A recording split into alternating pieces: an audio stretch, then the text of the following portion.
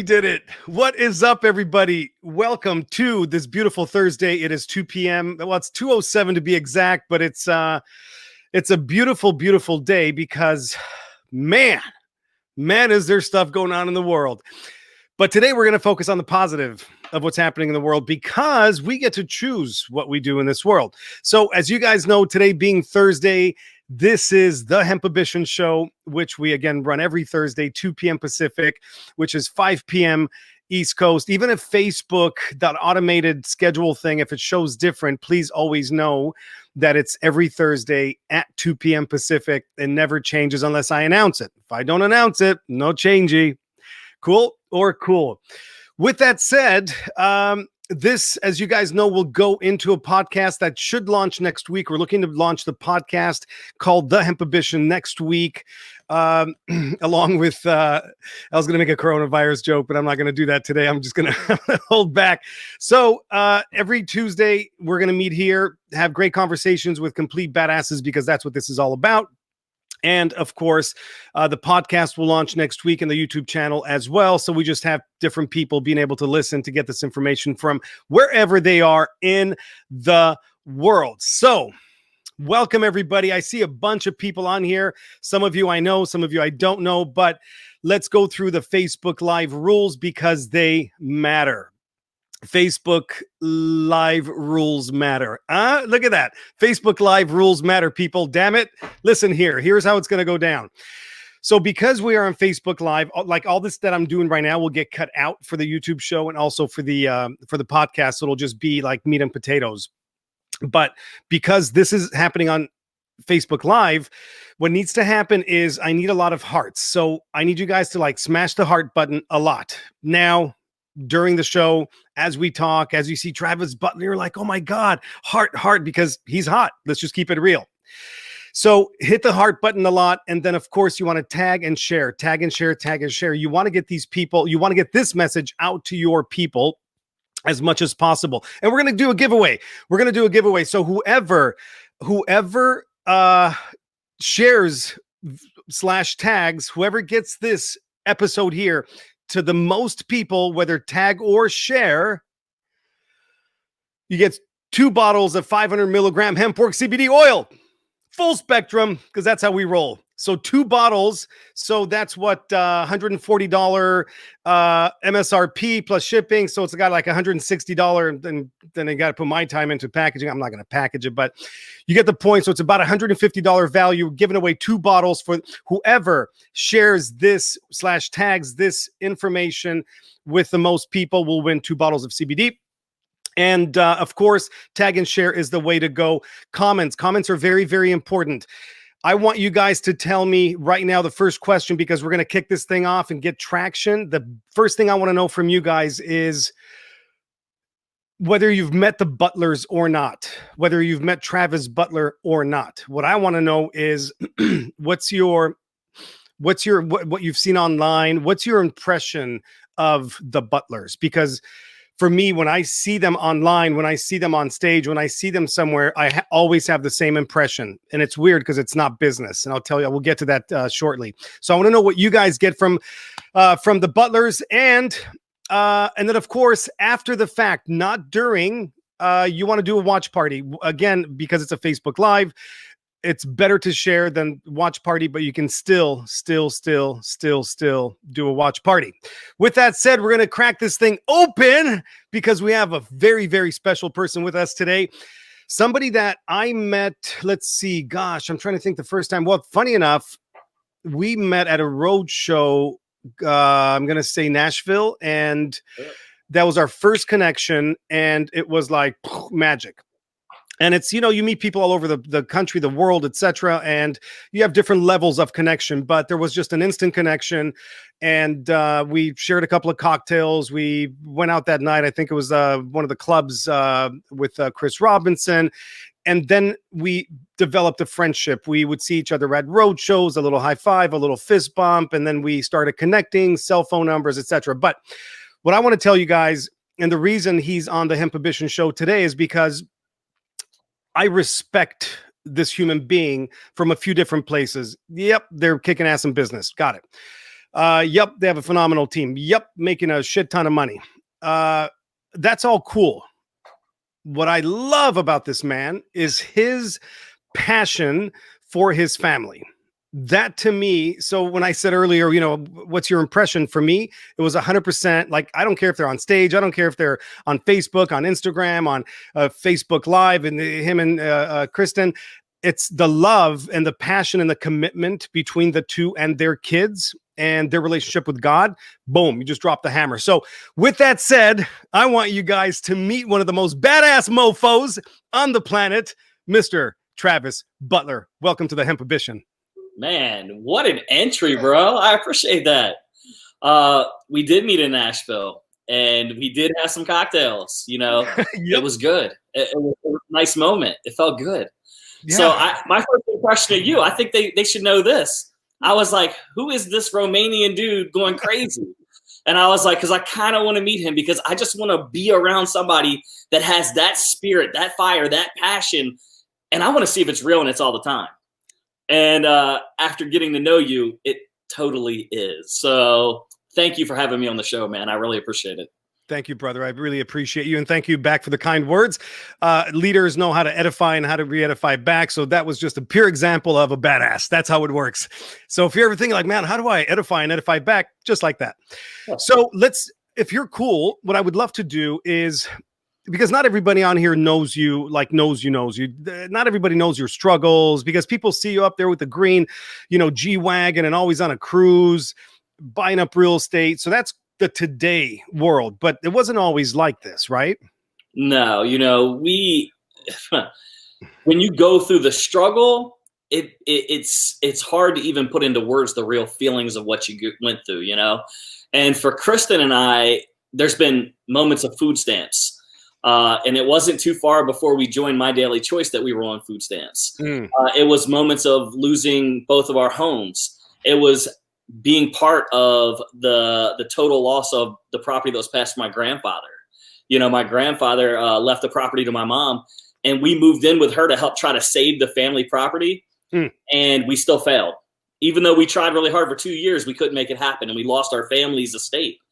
So there has been a lot of loss along the way, and a lot of pain that goes along with it. Family members we've lost, things that could have stopped us in our tracks to make us, just give up on life. So yeah, there is a lot of heart and damage along the way. I see that your phenomenal badass wife is on here, and she says Andre plus Travis equals I think a scary face, alcohol, and fire. So Kristen, can you get Travis a drink, please? Yeah. I need one. That would be good. He needs one, and he deserves one. Well, gosh darn it. So let's stay on that same track.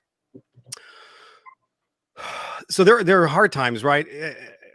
And it's amazing how, and I guess I want people to understand that it's really that journey of things being tough, things not working out, maybe going broke, maybe more than once. And I always look at it like, look, I'm a piece of coal, and God's chiseling on me, God's just putting me under pressure, and he's got the chisel, and it's hot, and I'm sweating, so let's go there, because I don't think people realize what it takes to get to levels of success, right? And people think, man, I'm signing up for HempWorks, I'm going to open up this business, and 90 days, I'm going to be, rich. Yeah, but it's not the case. That way. So talk to us about that, because that's, I think, a big deal.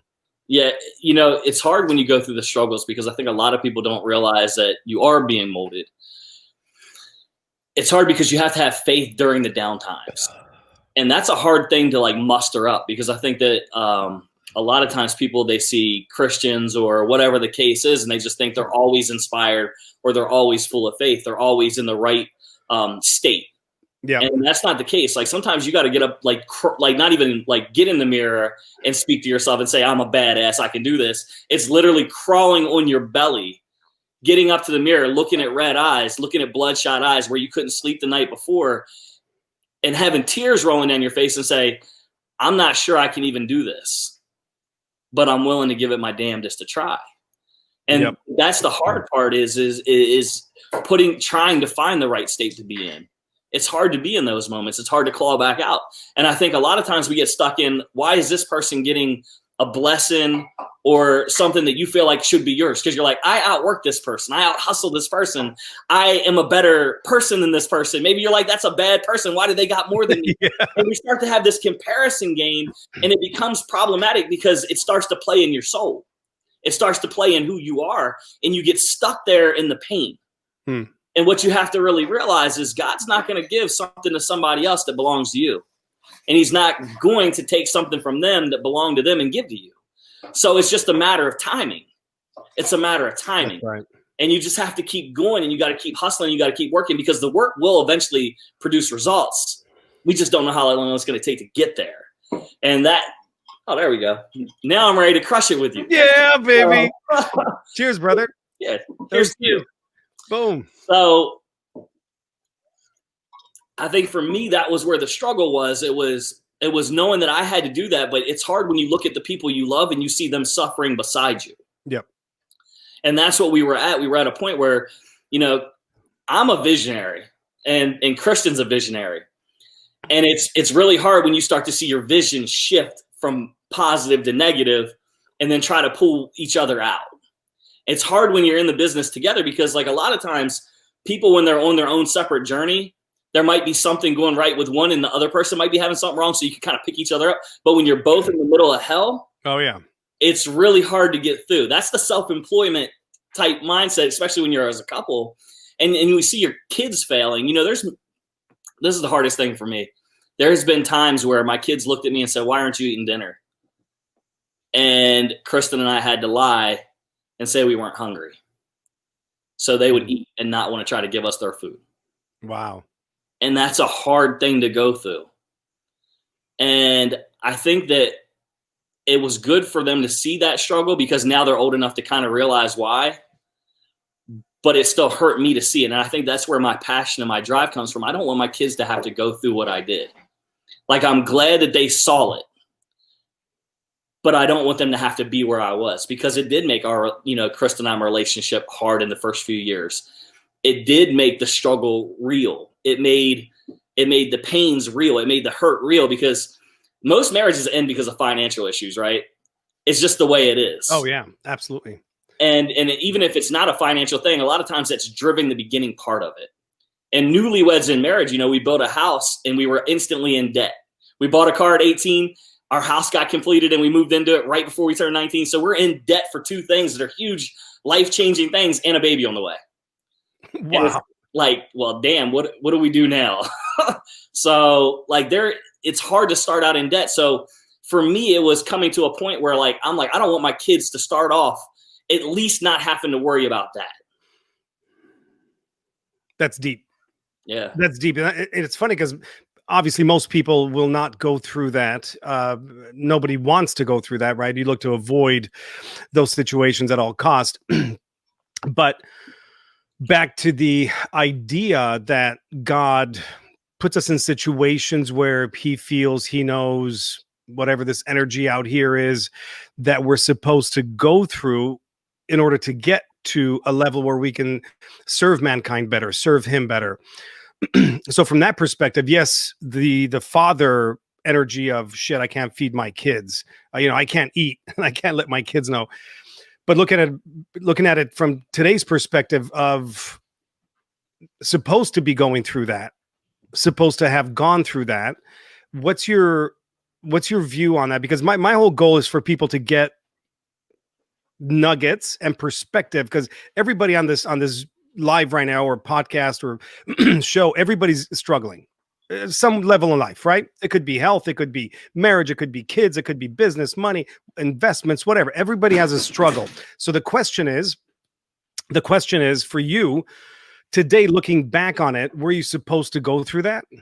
Oh yeah. It created me and molded me into who I was supposed to be.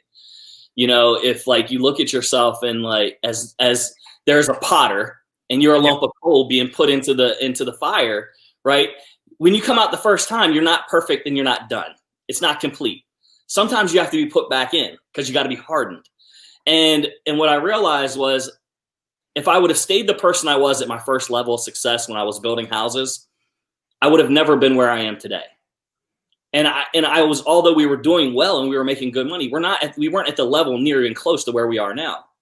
And I had more lives to change, not just mine, like me being molded into who I was, like even losing family. Like the hardest thing I've been through was losing my my brother-in-law at 16. And it still pains me even today. But what I realized is I have a different relationship with my son as a teenager because of that moment. Mm. It's like I want to enjoy the moments with him that much more because they're that much more important to me. Where if I hadn't lost that piece of like the person I loved and lost them, maybe I wouldn't have thought about that as clearly.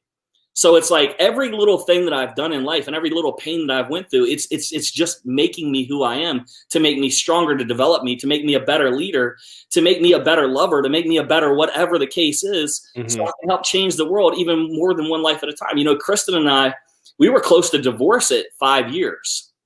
And now we have one of the healthiest marriages I know of because we went through that almost complete, like when I came home and I had to tell my kids, I don't know if I'm going to spend the night with you. And they were like, Daddy, I don't want you to leave. Like that broke me to a level of like, I had to go to God and say, God, change me and make me better. God, I need you to open her heart and let her know that I love her. Like when I went to that point, when it was that much of a break, it changed me forever. It made me a better husband. It made me a better father. It made me a better man. It made me a better follower of God. Like those were the things that like those breaking moments changed me forever. And it made me who I am now, to make me a healthier, happier person. So yeah, it's hard to go through the struggle. It's hard to go through the fire. But you know what? Sometimes the scar is the most beautiful part of your body. Because like when you first touch a scar, you know how it's really sensitive and it's really sore and it hurts. But later in life, it's almost like it's a dull pain. Like nothing can bother it anymore. And that's what you find about these things is like it becomes something that could have hurt you and it was sensitive to touch, ends up becoming the strongest part of your body. Yep. What pisses you off? What ticks you off? Damn, a lot. Like, do we got all day? Or is yeah, we do. Gonna last? Let's go, baby. I mean, like intersections, like that, like four-way stops. Look, if I let you cross the street and you don't wave at me, like, like I'm like, look, just be a damn gentleman and wave your damn hand. It ain't that hard.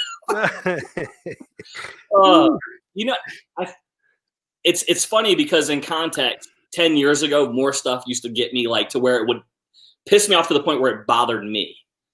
Now, when I get pissed, I get pissed and move forward. And it doesn't like something, it's not something that lasts with me. Right. If anything now that really bothers me, I think it would be when people complain about where they say they want to go and then they allow the reasons why, like the things that are driving them, like maybe it's their kids, or maybe it's their spouse, or maybe it's because they're tired of being broke or stuck where they are. And then they allow those same excuses to stop them from going towards where they're supposed to be. So laziness and complacency, would you say that was it? Yeah, but it's more like if somebody says like my dream is to make my kids have the life that I want them to have, and then they're like, oh, I can't do this. I can't do this training tonight, or I can't be on this live, or I can't follow up on Thursday because I'm looking at my kid's got a softball game or dance recital or baseball practice. And I'm like, you want life change for your kids, but you're using them as your excuse. Yeah. And you can't have your why be your excuse. When you allow your why to be your excuse, you will never get to where you want to go in life. So that's something that just drives me crazy. I agree 100%. For me, it's the people that say I'm gonna do, but they do freaking nothing, and then they bitch about not having the things that they were gonna work for. Yeah, and it's like, that's come so on. True. And I can't stand lying. Oh, like, good. Don't tell me something and then it be a shade of the truth. Like just either tell me the truth or tell me or don't tell me anything. Like because when you lie to me, you'll steal from me. Yeah. When you lie to me, you'll steal my time. Because if you tell me you did something and then I find out you didn't do it, and that's the reason why you're failing, then you just wasted my time as a leader or as a sponsor or as a mentor pouring into you when you were just lying to me about it. Are there, so the concept of good leader, bad leader, right? So there are good leaders and bad leaders. Or, well, let's go there first. So what's the difference between a good leader and a bad leader? And then I have a second question about this. Mm. I mean, I think that's a tough question because I don't feel you have to have a good leader to be successful. Like you should be able, I feel like a good leader can help you. They can mentor you. They can develop you. But when it comes right down to it, still on yourself. And you can find somebody to help guide you and lead you. So if I was picking and I was like, hey, what is a good leader to me? It's somebody that wants you to be better and have they can cast a great vision. And then they always want you to end up better than them of where they are. Like to me, I feel like that's what a good leader is. Somebody willing to give you your time. I love the idea of community and culture. And I think if a leader builds great culture, it can expand so much faster. So I think it's definitely a culture thing. It's also, it comes down to you have to be a little bit where you're willing to be self-sacrificing as a leader. If you're willing to self-sacrifice some time, energy, love, I believe that's all representation of a good leader. Love that. So my sort of sequel to the question is, if there are good leaders and bad leaders, and you haven't touched upon the bad leaders yet, do bad leaders sort of become null and void because that's not necessarily a leader anymore? So bad leaders, I think, wash themselves out. I think that eventually, a bad leader, it shows enough to where people will move and they'll either sidestep and create their own leadership, or they'll go around them and pass them and go to a leader that they can find that they love. And I think that there are definitely bad leaders in the world. I mean, you can just look at our government and you can see that there's going to be bad leaders across the board. It doesn't matter party lines or anything. There's just bad leaders in the world. Absolutely. Because some people haven't gone through the fire to be able to lead people. They got placed in this place and they weren't ready for it. Or maybe they weren't self-sacrificing enough and it's all about self-indulgence. And that's all they care about is their own self-wins and they don't care about their team. And I think that is all things that a bad leader would do. And I do feel that if you feel like you have a bad leader, there's definitely somebody that you can connect with to find that's a good leader. And a truly good leader, they don't see lack of in an industry. They see abundance in the industry. So good leaders don't mind helping people that they don't even benefit from. That's what a true leader would do. That's good. I totally agree. Before my next question, I wanted anybody that's on here on the live new since the beginning, since I did my original intro, the giveaway for today are 2 bottles of 500 CBD Hempworks full spectrum oil, and the winner has to be the one that shares this live the most. So whoever gets this out there the most, we will count those people up somehow. I don't even know how to do that yet, but there are people that do. And that winner will get 2 bottles of 500 milligram Hempworks CBD oil full spectrum from moi. Tell us about Kristen. And let me tell you why I'm asking the question, or asking you to tell us about Kristen.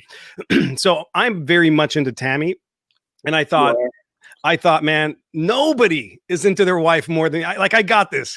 I can take the award. I got the Oscar. I'm the king of edifying the wife and just being a badass husband until I met you. Damn it. So tell us about Kristen. Whew. You ever meet that person that you feel like if they're not around you, you wouldn't have the life you always wanted? Yep. Obviously you have. Tammy is that to you. I see it in the way you look at her, and it is inspiring. Even to Kristen and I, I want a marriage that can last like that. I want a love that can last like that. And Kristen is she balances me out because I am so driven and so focused on certain things that I would miss other aspects that are important to the world and to my family if I didn't have her. She's beautiful. She's sexy.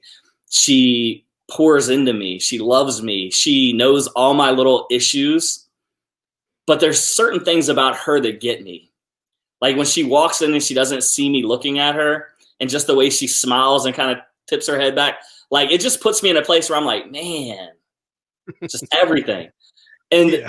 I think it's so hard to explain what love is because it's different to so many people. But to me, it's being able to look at her and still find passion. It's to look at her and still find joy. Mm. It's to still have like that feeling of like when she walks in, and it wasn't always that way to feel that, you know, it took me almost losing her twice. Mm.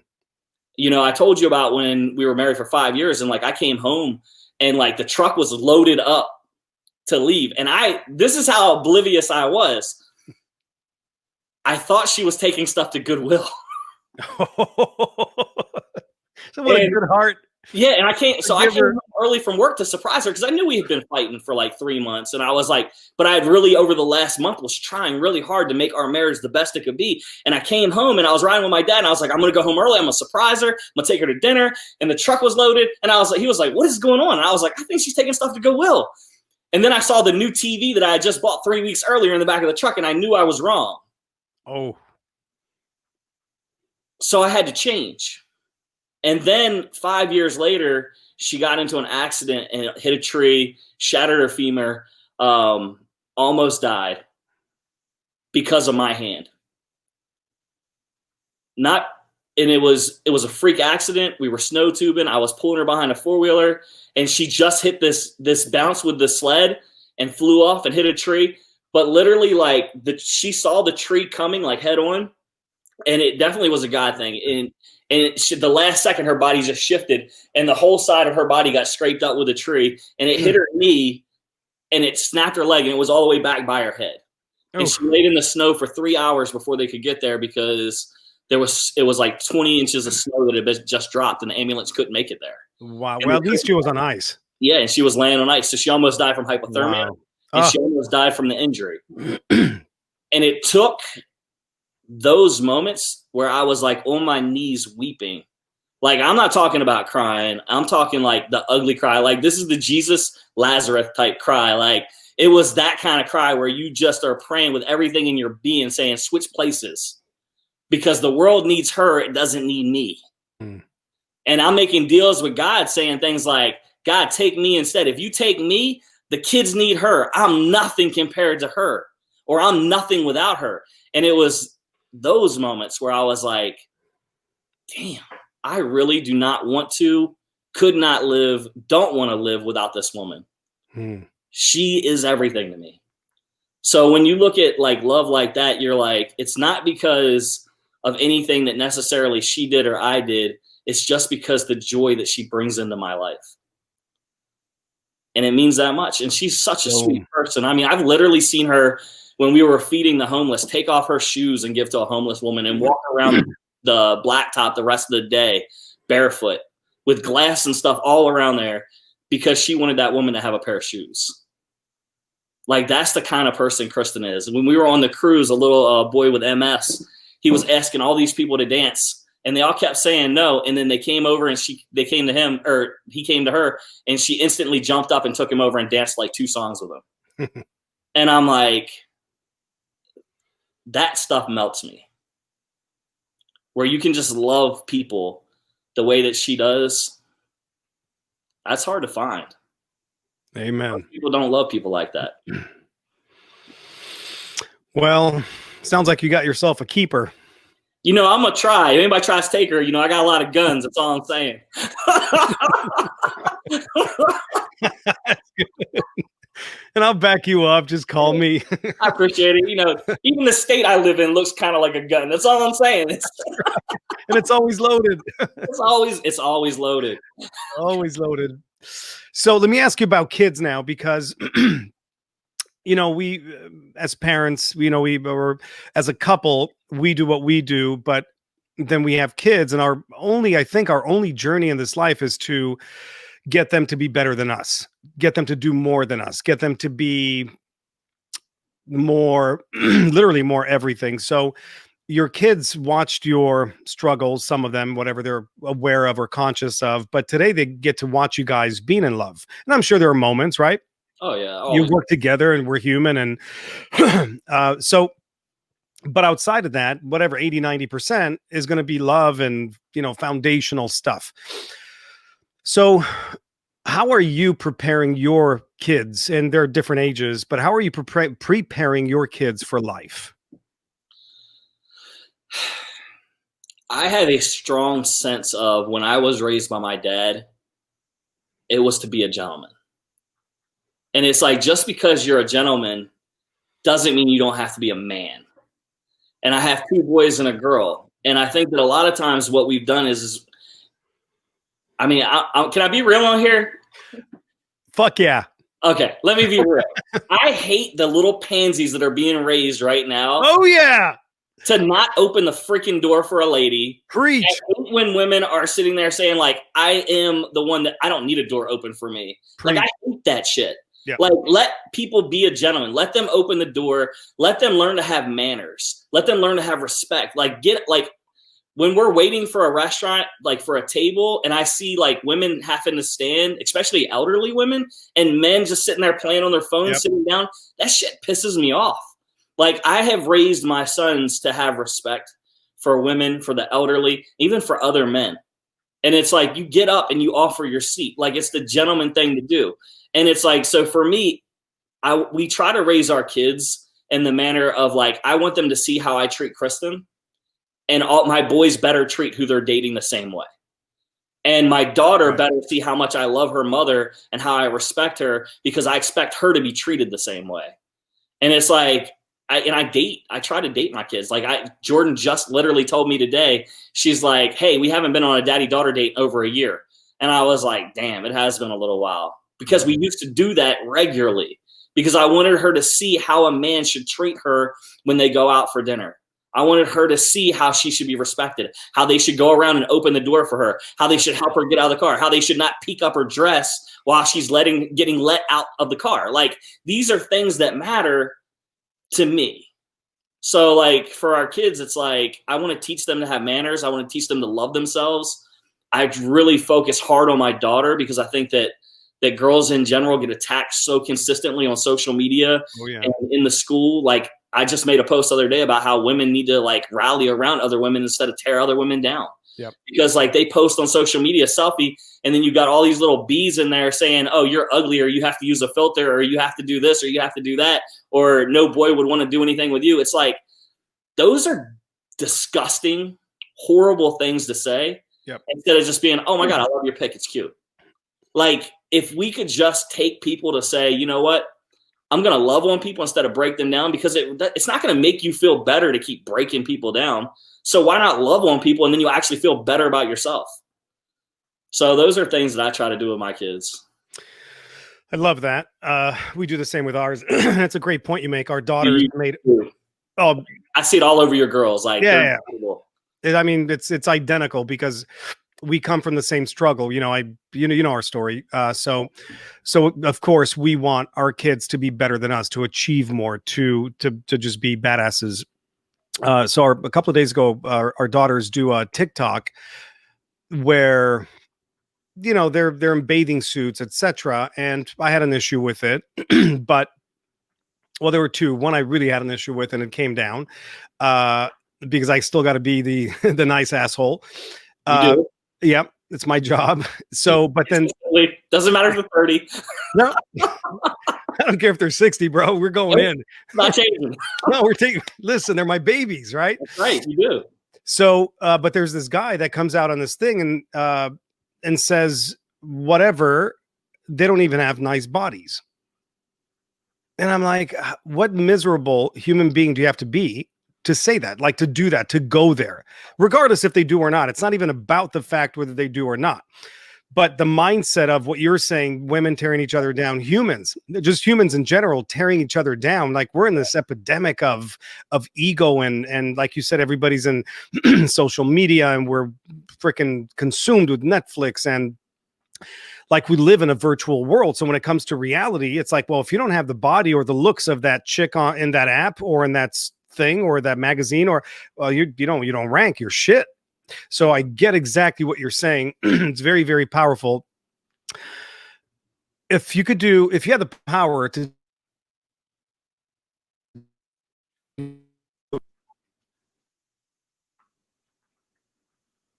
I lost you. What'd you say? Oh, interesting. Can you hear me now? I can now. Yeah. Okay. Yep. There's say yes again. Yes. There's a lag. Funny enough, is there a lag from my lips to my voice? Not No now. lag. Nope. You're good. Okay. So All if you right. So maybe ask a question, yeah, that'd be great. yeah. So if you could change the world by doing only one thing, what would it be? Whew, that's like a Gandhi type question there. Come on now. I think it would be if we could go back to a place where people actually had manners and respected one another. I think that the world would be just a better place in general for that. I think that we've came so far in so many advancements, but it's made it easy to be a dick. It really has. And it's like, because a lot of people are normal. Yeah, it's became normal for people to just say whatever they feel because they think they're allowed to do that, and they don't care about the other people on the other side that they might be hurting. So for me, it would be like, learn how to hold your tongue again the way that people used to be taught to do, because everything that you think shouldn't always have to come out. So for me, I think it's just, if we start loving one another a little bit better, I think the world would just be a better place in general for that. So all we need is love. I think that it's a good portion of it. I think that it definitely helps. I totally agree. I think people get so caught up in jealousy of different things, whether it be look or finances or money or time, energy, all these things. A lot of them always stem back to not being loved correctly as children, and then missing out on the mark as adults. Absolutely. Because we're being taught to love the wrong things. Yeah. Absolutely. And today, the biggest epidemic in society and the human dynamic is I'm not good enough. Yeah. And that's the foundation to all the drug use, all the evil that's in the world. It stems from a place, I'm not enough or I'm not good enough. So well placed. Let me ask you a question. And this might be our segue to business, but because in business, it shows up a lot for a lot of people. And of course, in life and things and investments, it shows up pretty much everywhere. Fear. What do you do with it? It's hard to bottle up fear sometimes. It's like, what is that old thing? Face everything and rise. It's like, fear can be difficult because to some people it can be all consuming. It can stop them and they can never get past it. And then other people, they kind of endure it and they challenge the fear and then they overcome it and they feel better because of it. So it's like, for me, there are certain aspects of my life where I will never let fear stop me. It could be business. It's my marriage. It's putting myself out there. Like those things I'm not fearful of, but like I'm scared to fly. And it has stopped me at moments before. It has held me and froze me. But then there's also times when I've endured and got on a plane and just went anyway.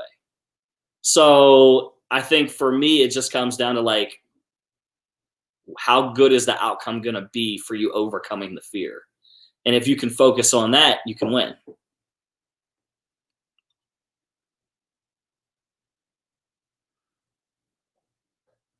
Not sure. I think I lost them.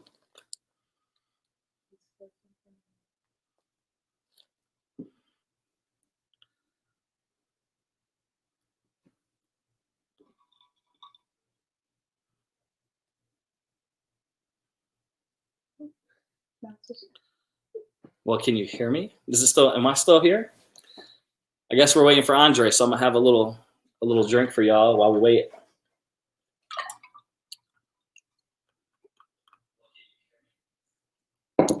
So yeah, fear can be hard. So I'll wait for him to hop back on. I'll keep talking about fear while I wait for him. I know a time in fear that I never understood before when my dad was hard on me growing up. If y'all don't know that, I'm gonna keep you I'm gonna update you and let you know why. And because I didn't understand this for the longest time, and I'm gonna have to be real with you guys. When my dad was and I just found this story out over the summer, by the way. When my dad was 7, his dad lost everything. And they had a sheriff's sale where they were selling the house. they were selling like the beds, the furniture, and all that stuff. And I remember my dad was telling me, "Hey, man, welcome back." I'm just gonna finish telling a little story about my father. Please, thank you. About fear. And so my dad, I was telling them that when my dad was 7, they had to auction his father's house because his dad was losing everything. And it was a sheriff's sale. So they're selling off the beds, the couches, the furniture, and all that stuff. And they got to my dad's bed, and he watched them sell his bed for a nickel. Wow. And my dad was really upset. But then he saw his father fall to the ground, laying on his back, and he was sobbing. And it was the only time, and the first time and the only time he ever saw his dad cry in his life. And my dad was telling me this story over the summer, and I saw my dad get physically broken, because this is the first time I've ever heard this story, was this summer. And he had tears in his eyes. My dad does not cry. He was part of the generation, you don't cry. Like, so seeing him get weepy eyed and seeing the tears start to roll down his face. And he's telling me this story. He's telling me how his father died just a few years later. And he believes it was because of the stress of that moment of losing everything. And my dad was so hard on me growing up, so like rigid, so like, don't do this, don't do that, don't waste money here, don't waste money there. Like, my dad's never taken a vacation in his whole life.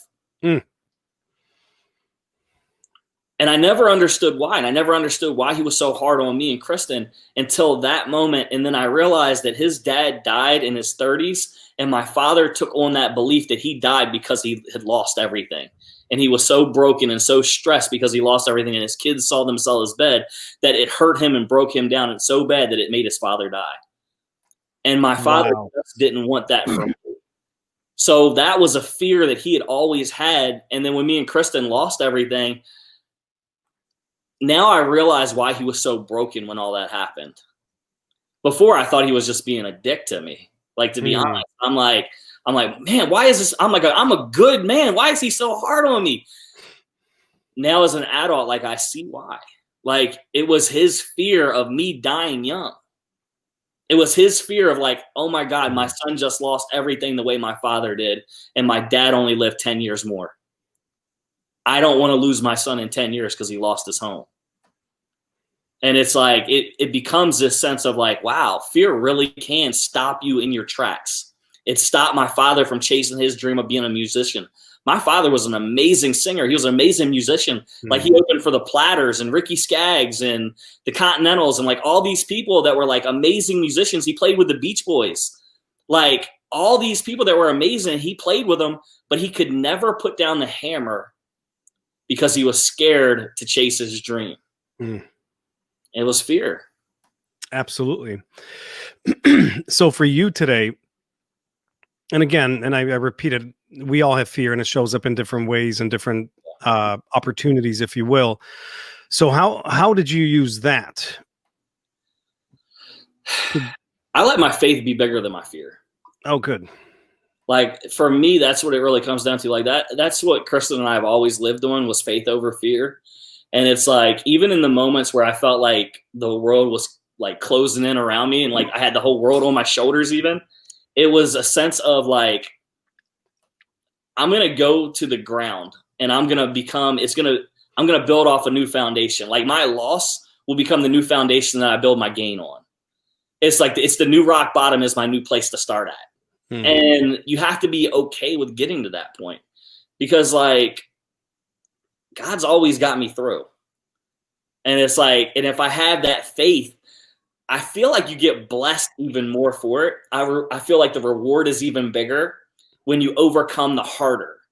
Like, I feel like if you can have your fear and like you would normally be blessed like twofold by overcoming a little fear, I feel like it's 1,000-fold if you overcome a big fear. Like, I just believe it's multiplied at such a much higher level, because like, okay, I'm gonna get a little spiritual, and I hope that's okay. Bring it. Preach. All right, awesome. Because here's what I feel. Like, in my heart, this is how I feel. I feel like God wants us to dream a dream so big, it can only happen through him. Like, because if it can only happen through him, we have to give him all the credit. And if we have to give him all the credit, like, why is he not going to make it supersized? because he wants people to see that. He wants people to feel that. He wants people to be pointed towards that. And that's where it gets exciting for me, because like I could never be where I am right now if it wasn't for him. Like if it was based on my skills, like Kristen, yeah, she's got amazing skills. She probably could get us to super affiliate. But if it was on my skills, we would probably be sitting at like maybe like buy-in at executive rank. Like, so for me, it's like, I have to be able to say like, oh, I'm here because God put me here. Because I wasn't born with these gifts. I wasn't born with these talents. Like, yes, I took the ones I was given and I ran with them, and I've been developed and molded along the way to open up even more gifts and talents. And I think that that's the exciting part for me, is like faith over fear, and you win. So faith is the extreme opposite of fear. So you hit it very much on the nose. Love that. If there was one thing that you would change or do different from the past, what would that be?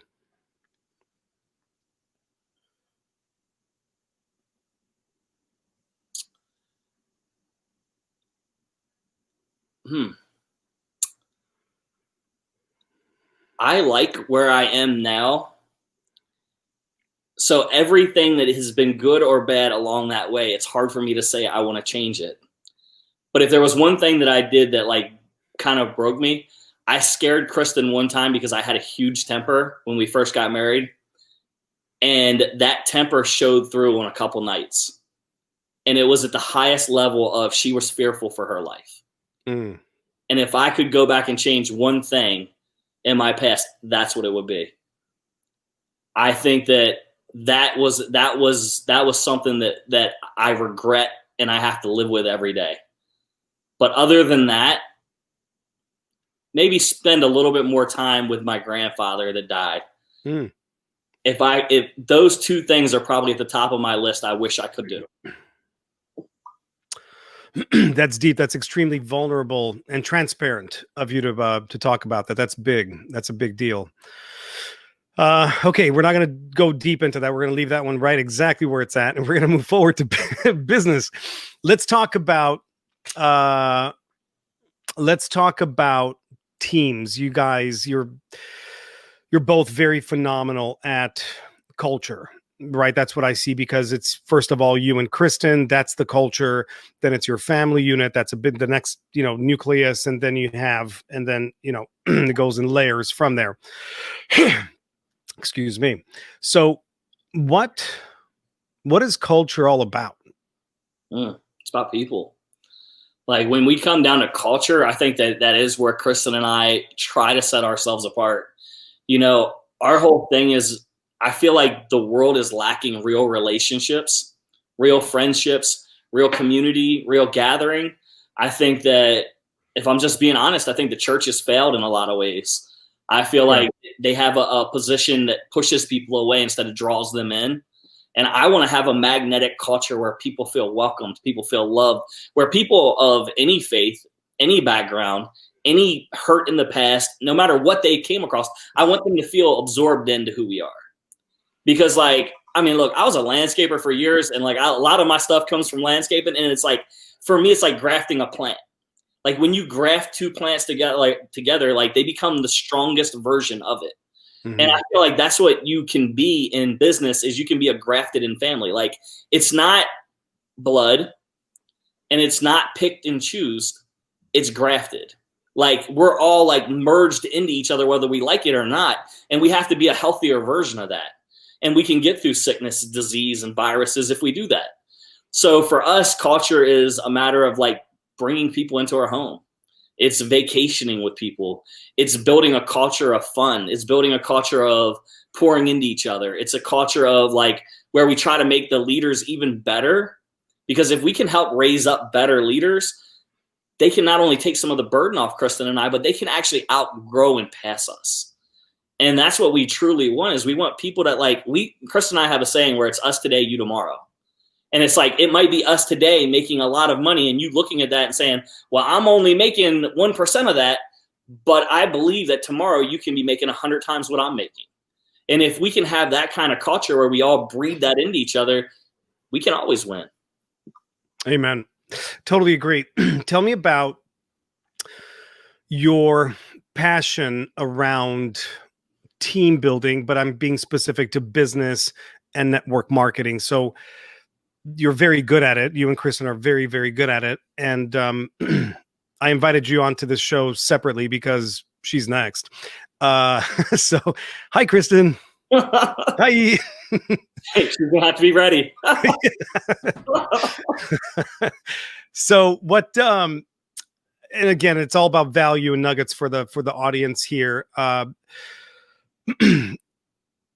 What about network marketing forces you to grow and forces you to do things that other business, because you guys owned businesses before. You were landscapers, you were contractors, you did all kinds of shit.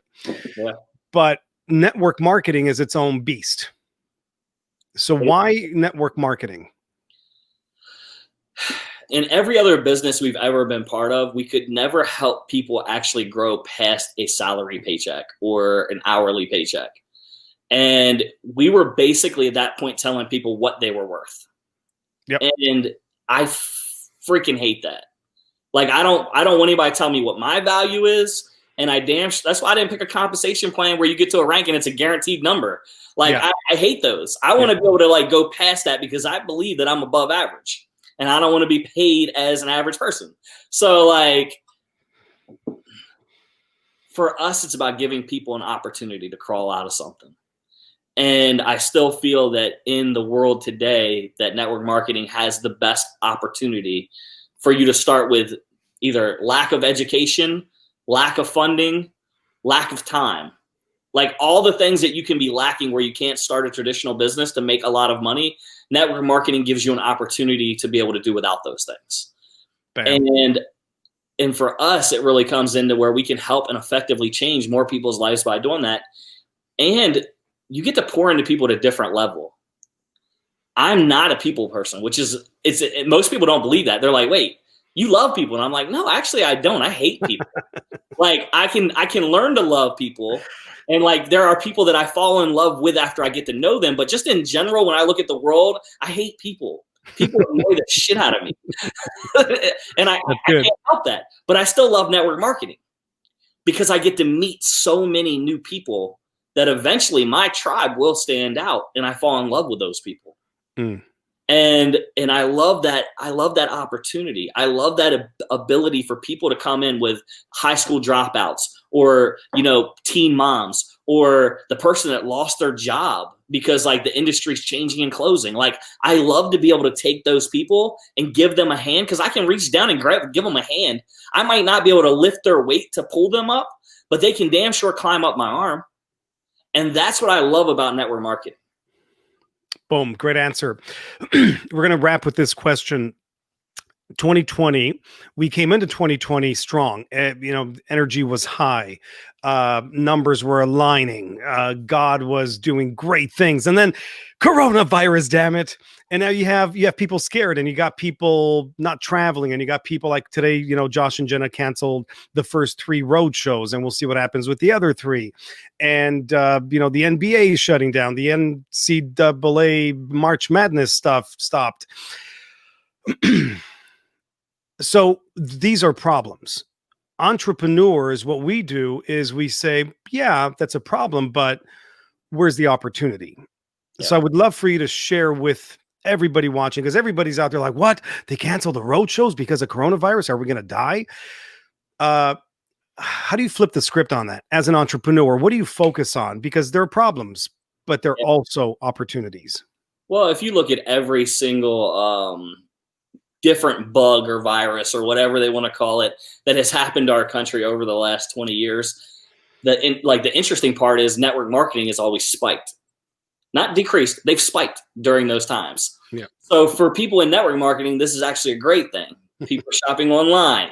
They're not going out to stores anymore. Yep. So all the store shelves that have been putting all this in there, the brick and mortars, well, people aren't going to be going there to buy. So they're going to be coming to you because they're going to be looking at Facebook more because they're staying at home more. So like, that's one good side of it is like the way that we do business is so perfect for people, and they want extra money because a lot of people are sitting there looking right now and they're like, I can't afford to go buy extra toilet paper and groceries. So they're thinking like, how could I have made extra money during a time of crisis? Because what we know is 90+% of Americans are $500 paycheck away from losing their house or their car or something. Yeah. So if we can change that mindset into being like, well, what if you made an extra $500 a month? Like, that's how we win. And, you know, the thing with the coronavirus and all these things shutting down, for me, I see it kind of as a positive. And I know people are going to think this is absolutely insane and crazy. But the truth is so many people want to not have to leave the house, but still have an income. And it's like this, for more than anything else, to me, for network marketers of any company out there, really, is this is your opportunity to show people there's a different way to make an income. This is your opportunity to show people there's a different way to shop. This is your opportunity to show people that there's a different way and a different mindset than what you've been raised, that you have to go get a job and do all these things. There's nothing wrong with having a great job. There's nothing wrong with working your way through college.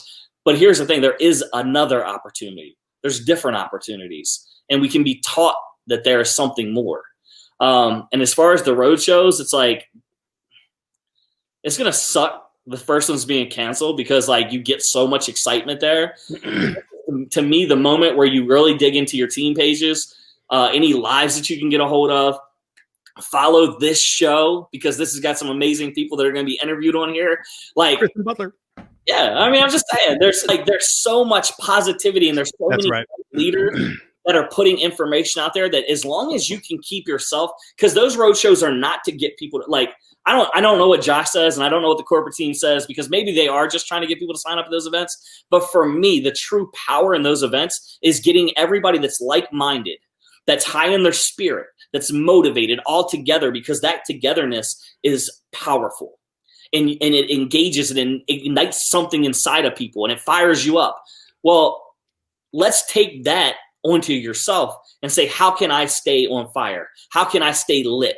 How can I keep the fire burning? Because if you can do those things, you can do that through watching shows like that, like this one. You can do it through reading books. You can do it through all kinds of different media, but you have to put in the time. See, that's where the events are so powerful. It's because you've paid the money for the ticket. So you're definitely going to go and you're going to show up. So you get filled in that moment. If you can take yourself and say, you know what, I'm going to make sure I'm going to give myself 30 minutes every day to be fired up, you won't fail. Boom. See, that's phenomenal because he's not telling us this from reading a book, watching a movie, a documentary. This is stuff from the streets. I mean, you're doing it, you've done it, and got your ass kicked a few times. And this is obviously just wisdom. Last, I promise, last thing. It's now, let's forward. So we're 2020. Let's forward. We're year 2500. And somebody brings up the name Travis Butler. What do you want them to say? What do you want to be remembered as?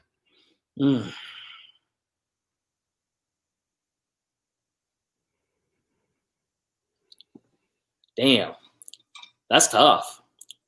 I think I'd want to be remembered for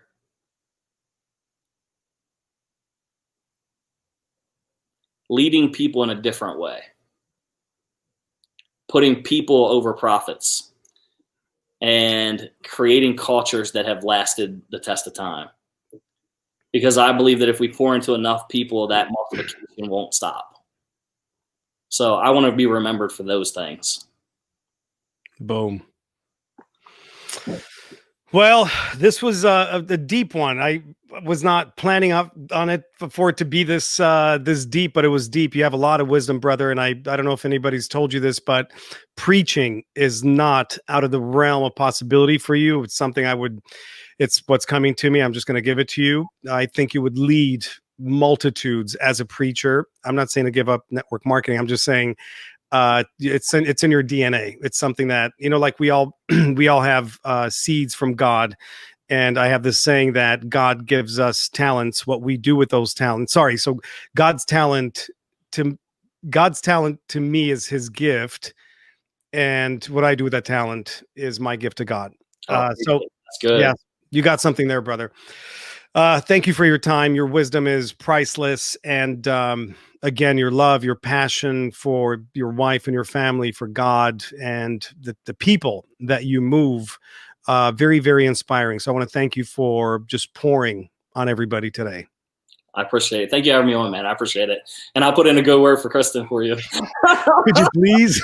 I will. Dude, if I get rejected, I don't know what to do. You rejected a lot of men before me. I'm just saying. I won't be the first. Yeah, you won't be the first. Thank you, man. Have a great night. And we'll talk very soon. Thank you. I appreciate it, brother. Take care. Thank you. So, everybody, holy shnikes, was that freaking deep. So what I would love for everybody to do right now is drop in the comments your biggest takeaway. I mean, there's so many. I mean, I'm sitting here listening, absorbing, and I have a list. I really, really do, from so many levels of experience, right? Because we are today our experience. And this man's experience is just freaking amazing. So I want to know what your takeaways are from, but number one, I want to know your number one nugget from Travis Butler. Drop it in the comments right now. And I see, Kristen, you're saying, love you guys and love you more. Would you be on my guest on the Hempibition literally whenever you want, like in 2 to 3 weeks from now? And go ahead, Kristen Butler, say yes. I'm going to wait.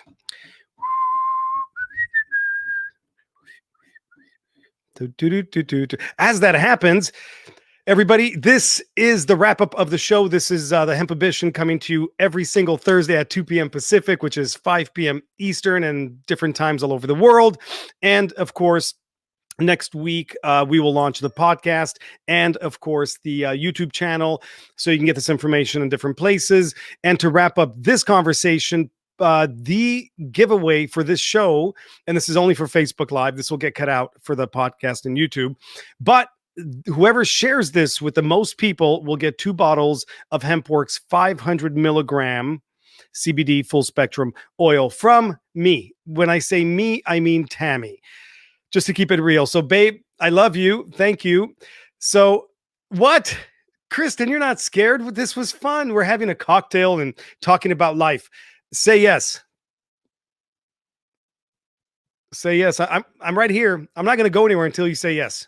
It'll be fun. I promise. I promise it'll be fun.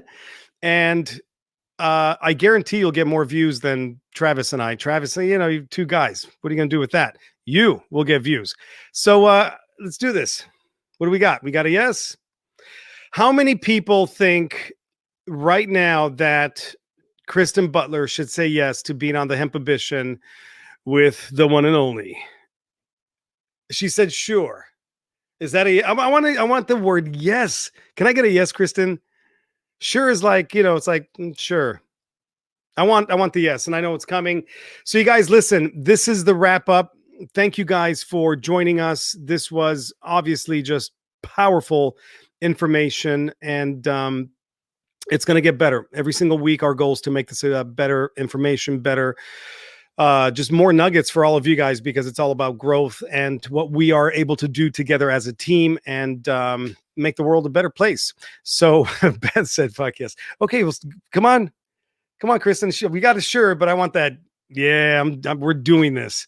Yes, we got the yes. It's more like yes. Whew. All right, well, we're going to schedule it, so we will let you guys know when Kristen Butler will be the VIP guest on the only Facebook show known to man called The Hempibition. Have a phenomenal week, a phenomenal weekend, and remember, coronavirus is a lie. We'll leave it at that. Have a great, phenomenal week, everybody. Love you all. Bye-bye.